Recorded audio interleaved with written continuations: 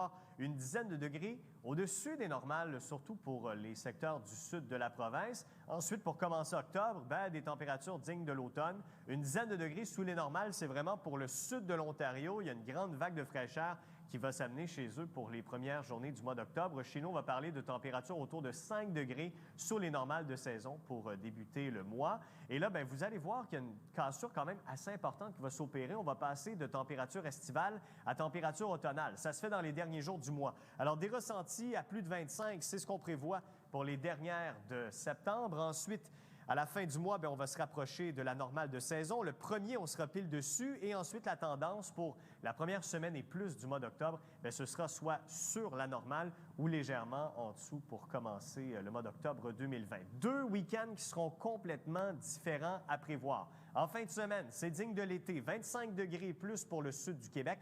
Des ressentis encore à 30, voire un peu plus. Et le week-end d'après, 3 et 4 octobre, 15 degrés en moyenne. Le ressenti, ce sera autour d'une quinzaine de degrés. Donc, on dit au revoir à l'humidex. On a encore espoir d'avoir des 20 degrés pour la saison, sauf à Sept-Îles. En moyenne, le 16 septembre, c'est terminé chez vous. Encore ailleurs, il y a de l'espoir.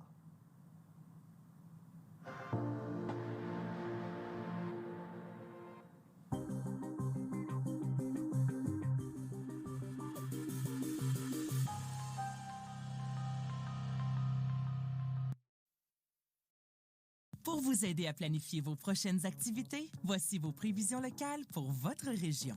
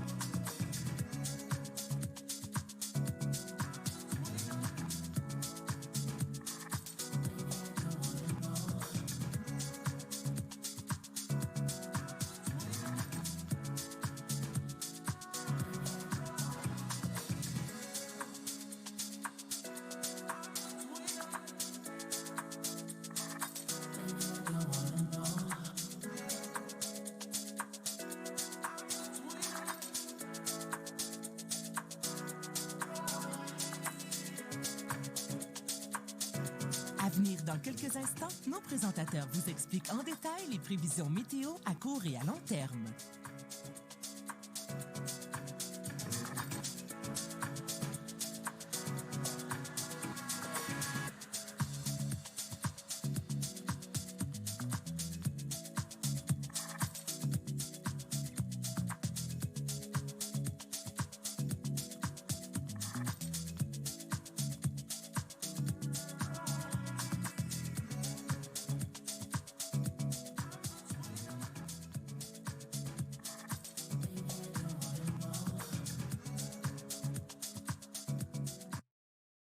Un phénomène impressionnant s'anime dans le ciel de Calgary.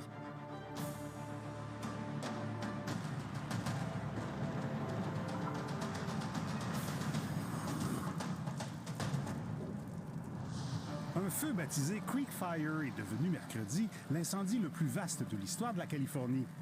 Seulement contenu à 32 %, il a dévasté près de 117 000 hectares de végétation. L'État combat présentement 26 foyers d'incendie. La ville de Ballarat, située au sud de l'Australie, a connu cette semaine une tempête printanière. Selon le service météorologique, une poussée d'air polaire a fait chuter les températures et recouvert le paysage d'une couche de blanc.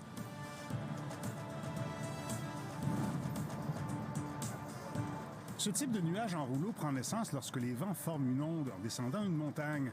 En se butant à des zones de haute et de basse pression au sol, les vents peuvent changer de direction et créer ces rouleaux.